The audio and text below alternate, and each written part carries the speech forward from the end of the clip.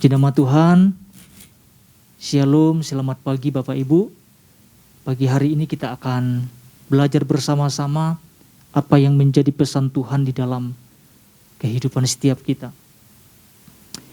Pesan Tuhannya adalah kuasa dalam kesatuan hati. Kuasa dalam kesatuan hati. Ini sangat penting kita pelajari bersama-sama Bapak Ibu. Kita perlu renungkan ulang. Apa sih maksudnya? Apa tujuannya? Ketika Tuhan memberikan pesannya tentang kuasa dalam kesatuan hati. Ya.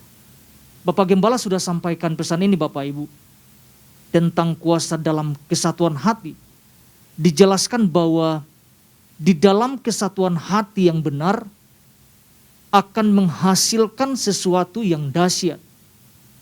Ya. Di dalam kesatuan hati yang benar akan menghasilkan sesuatu yang dahsyat. Akan menghasilkan sesuatu yang luar biasa. Pasti di luar apa yang kita pikirkan. Di luar apa yang kita minta mungkin. Ya kan? Di luar apa yang kita bayangkan atau renungkan. Itu yang Tuhan mau kerjakan, Tuhan mau lakukan di dalam kehidupan setiap kita ketika orang-orang percaya hidup di dalam kesepakatan. Nah, di dalam kesepakatan juga dikatakan harus ada dasar firman-Nya. Karena tidak akan kuat ketika kesepakatan itu tidak punya dasar firman-Nya kan. Di dalam Warta dijelaskan ada sesuatu yang harus kita lakukan. Apa yang kita lakukan? Yang pertama kita mesti datang. Dan apa? Yang kedua, dapatkan firman-Nya. Nanti Bapak Ibu boleh baca di dalam Warta ya. Itu dijelaskan di sana. Nah, di dalam inti pesan Tuhan dijelaskan ini Bapak Ibu. Ada sesuatu yang Tuhan tekankan. Tuhan menekankan kembali makna kata bersatu hati. Dan untuk kali ini dilakukan dengan cara yang benar. Mungkin yang dulu atau yang kemarin-kemarin Bapak Ibu, kita tidak melakukannya dengan benar. Kita tidak melakukannya dengan tepat. Kita tidak melakukannya sesuai dengan apa yang Tuhan perintahkan. Karena tidak sedikit orang percaya merasa telah datang kepada Tuhan dengan bersatu hati tanda kutip. Dan mengajukan berbagai permintaan. Namun apa yang diharapkan, ini penting sekali, tidak kunjung tergenapi Bapak Ibu. Tidak kunjung tergenapi.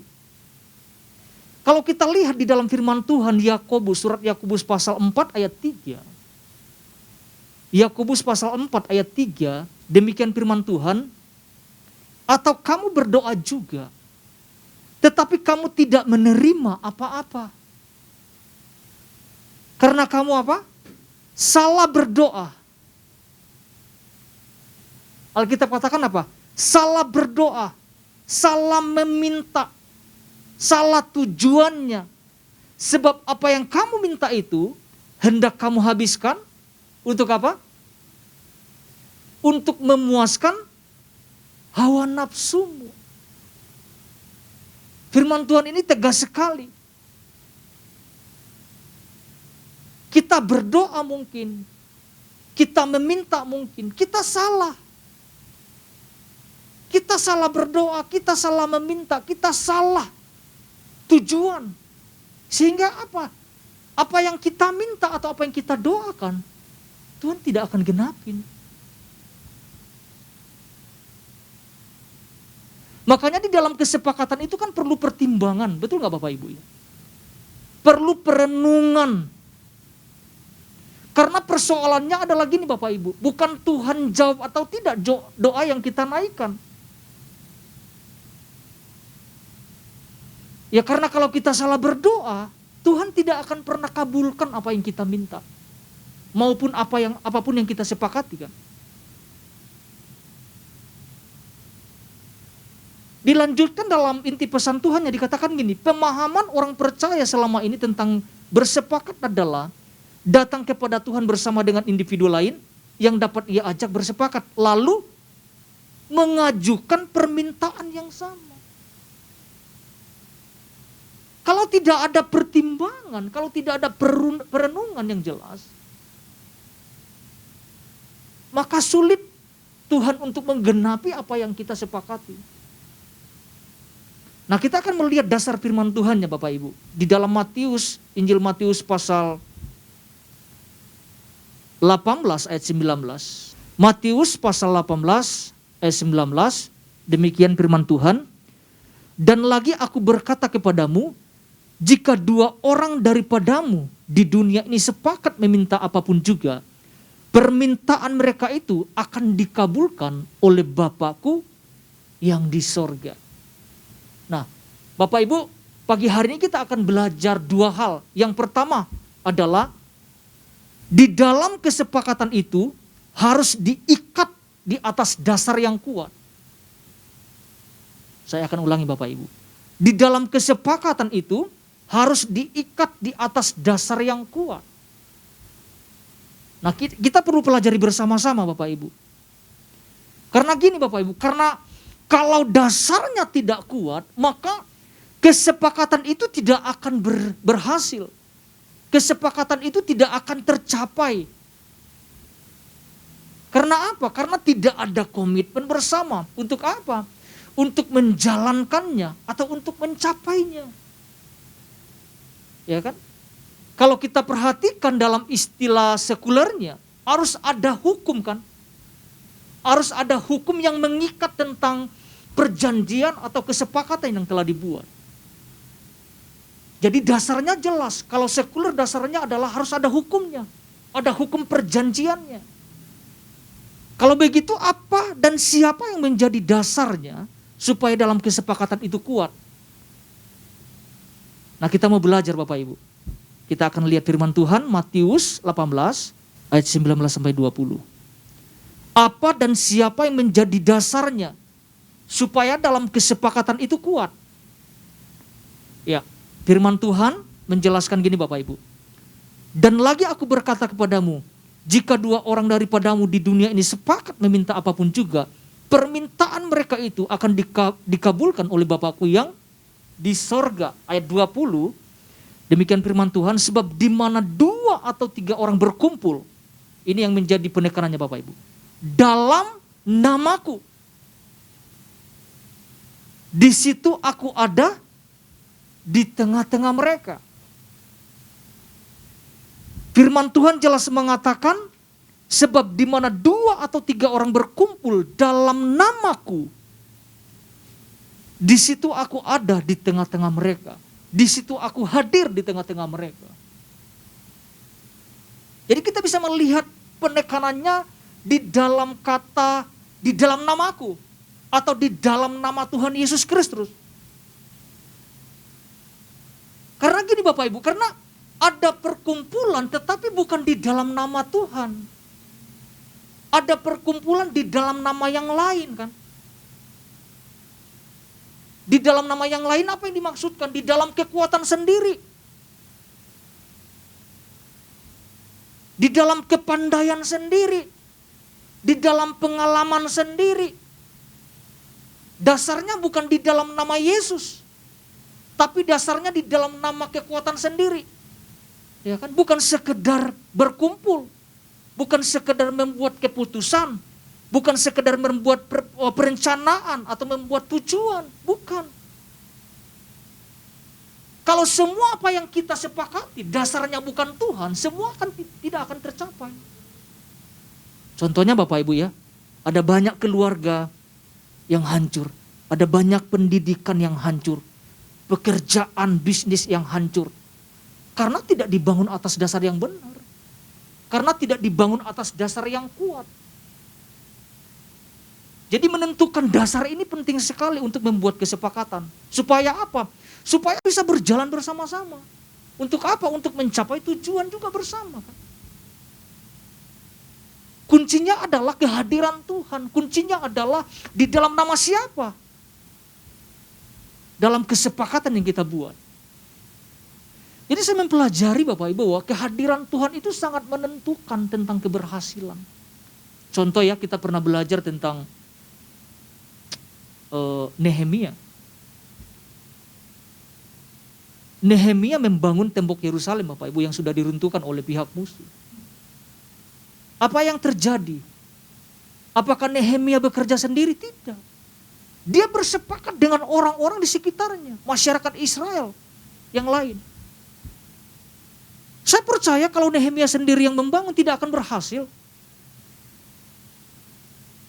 Tapi yang saya lihat di sini adalah tentang kesepakatan untuk membangun. Ketika Nehemia menangkap visi Tuhan, apa yang dia lakukan? Dia juga sampaikan kepada masyarakat Israel. Kita harus membangun ulang tembok yang diruntuhkan oleh pihak musuh ini. Dan kita tahu endingnya. Apa yang terjadi? Keberhasilan yang terjadi. Nehemia hebat mengatakan, bukan karena kami, tapi karena pertolongan Tuhan yang menyertainya. Kita mau bangun kesepakatan dalam apa? Kalau tidak didasari di dalam nama siapa? Di dalam nama Tuhan. Kalau tidak didasari dalam dasar yang benar, dasar yang kuat. Contoh yang lain adalah Yosua. Kita tahu dalam kepemimpinan Yosua bahwa sepanjang dalam kepemimpinannya, bangsa Israel menyembah kepada Allah yang sama. Ini hebat loh Bapak Ibu. Ya kan? Sepanjang dalam kepemimpinan Yosua, kita bisa melihat. Yosua sampaikan kepada orang Israel pada saat itu, pilihlah kepada siapa kamu harus beribadah. Yosua menegaskan gini, aku dan seisi keluargaku akan beribadah kepada Allah. Itu kesepakatan bukan? Oh, kesepakatan. Tetapi ada jawaban dari masyarakat yang lain mengatakan, jauhlah daripada kami untuk beribadah kepada Allah lain. Jadi saya melihat ada kesepakatan yang terjadi. Kesepakatan dalam apa? Banyak hal. Dalam menentukan tentang penyembahan saja, Yosua harus tekankan. Aku dan seisi keluargaku akan menyembah kepada Allah, akan beribadah kepada Allah. Bagaimana dengan kehidupan setiap kita anak-anak Tuhan saat ini? Pernah gak kita menekankan kepada keluarga kita? Ya, kita semua keluarga akan menyembah kepada Allah yang sama. Kepada Allah yang hidup, Allah yang berkuasa. Atau masing-masing. Maaf sekali kalau saya sampaikan ini Bapak Ibu. Ya, kita melayani keluarga kita yang lain gimana gitu. Apakah itu yang disebutkan dengan kesepakatan? Tapi kita belajar kepada Yosua. Bahwa seisi keluarganya akan menyembah kepada Tuhan yang sama. Orang-orang yang dibawa Yosua ikut bersepakat. Jauhlah daripada kami untuk menyembah Allah yang lain. Hanya kepada Allah yang hidup. Kepada Allah Israel. Itu yang disebut dengan dasar yang benar. Di zaman sekarang gak mudah untuk menyatukan misalnya keluarga untuk beribadah bersama-sama. Itu sulit loh Bapak Ibu. Itu tantangan buat kita gereja Tuhan saat-saat ini. Yosua memberikan sebuah contoh yang baik buat kita. Dia harus membuat satu garis yang tepat supaya mereka bisa sama-sama untuk melayani Tuhan, menyembah, beribadah kepada Tuhan yang hidup. Contoh yang selanjutnya adalah tentang Nuh. Kita tahu tentang keberhasilan mereka dalam membangun Batra. Pertanyaannya gini Bapak Ibu, apakah Nuh sendiri yang membangun Batra itu? Bukan. Satu keluarga termasuk mantu-mantunya loh. Ikut membantu. Ikut bekerja sama, bersepakat. Apa yang terjadi? Keberhasilan. Itu kan sesuatu yang dahsyat. Jadi dasarnya itu adalah di dalam nama Kristus, di dalam nama Yesus. Dasarnya adalah Tuhan. Karena tidak ada dasar yang paling kuat Bapak Ibu. Selain di dalam nama Yesus Kristus. Dalam hal apapun kita harus sepakat, harus di dalam nama Yesus. Kalau di dalam kekuatan sendiri, kehancuran yang akan datang. Kehebatan sendiri, kehancuran yang datang. Tapi bagaimana kalau sudah di dalam nama Yesus tapi gagal? Yuk koreksi. Jangan-jangan waktu kita menjalaninya salah. Dasarnya sudah benar tapi kita menjalankannya kan Kita perlu untuk melihat kan apakah ini sesuai atau tidak kan. Gitu loh. Nah, kita perlu belajar bersama-sama Bapak Ibu. Itu yang pertama kita pelajari. Yang kedua adalah kita harus belajar membuang atau melepaskan ego. Ini menurut saya sangat penting. Belajar membuang atau melepaskan ego. Karena gini Bapak Ibu, kalau kita tidak buang ego, maka yang terjadi adalah perpecahan. Yang terjadi adalah perselisihan di antara orang-orang percaya. Baik itu dalam keluarga, dalam pekerjaan, maupun dalam pelayanan yang Tuhan percayakan.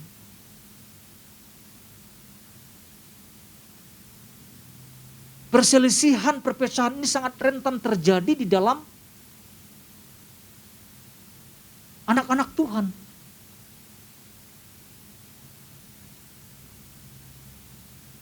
Karena akan sulit untuk mencapai kesepakatan atau mencapai tujuan bersama kalau masih ada ego yang melekat di dalam diri setiap pribadi anak-anak Tuhan.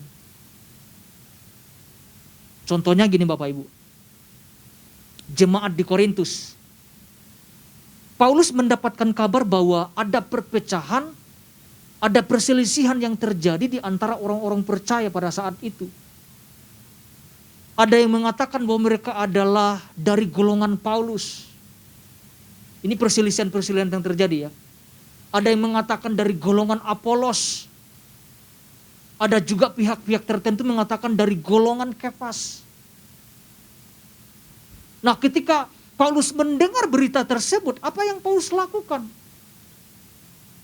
Paulus harus menulis surat dan mengirimkannya kepada jemaat di Korintus pada saat itu. Kita bisa lihat di dalam 1 Korintus pasal 1 ayat 10.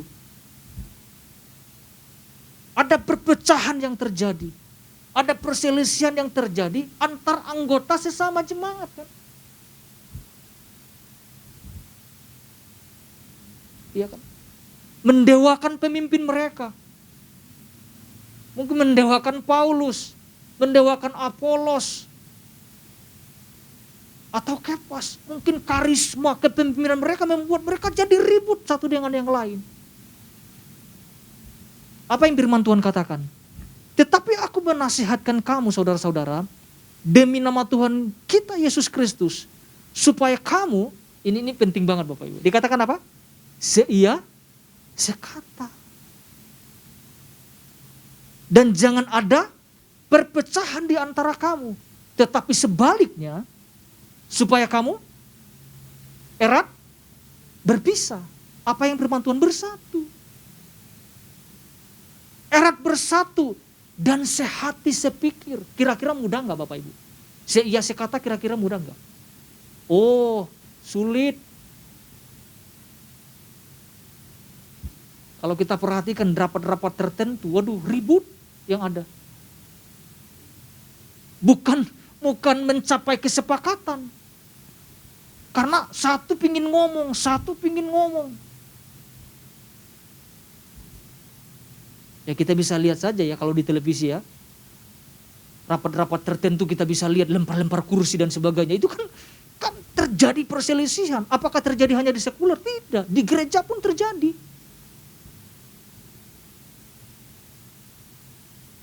Yang menyatukan kita harus sama, sepakat. Satu tujuan. Dikatakan apa? Seia sekata, bersatu, sehati sepikir.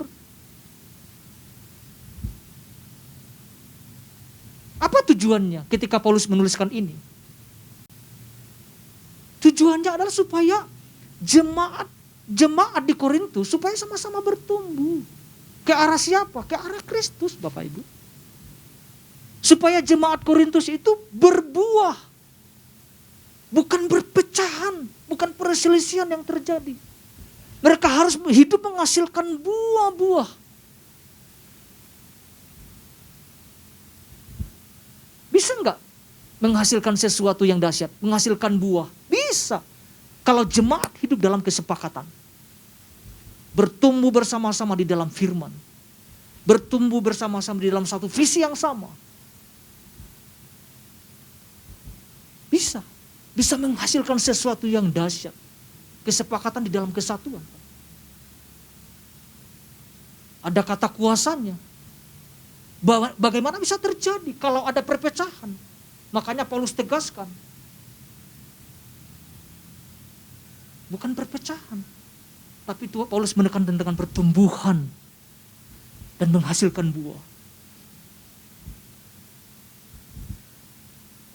Bapak Ibu, membuang ego itu bukanlah sesuatu yang mudah ya. Gak bisa langsung kita langsung bisa lepas gitu, gak bisa. Butuh perjuangan loh Bapak Ibu. Butuh ketaatan. Butuh kerendahan hati. Untuk membuang segala sesuatu yang mendatangkan perselisihan. Ya kan? Kita harus belajar. Kita sama-sama belajar Bapak Ibu. Memang tidak gampang. Sulit melepas ego itu gak gampang. Kadang-kadang kita dalam komunitas tidak serta-merta kita iya kan. Kadang-kadang gak seperti itu kan. Ya, nerima saja. Kadang-kadang juga enggak kan. Kadang-kadang kan terjadi selisih paham yang terjadi. Tapi kalau selisih paham tujuannya untuk membangun ya gak apa-apa. Kalau selisih paham tujuannya untuk menghancurkan, itu kan yang berbahaya. Jadi ada sesuatu yang harus kita lakukan. Supaya berjalan sesuai dengan kesepakatan. Ada 4 ini yang harus kita lakukan. Yang pertama harus bertobat.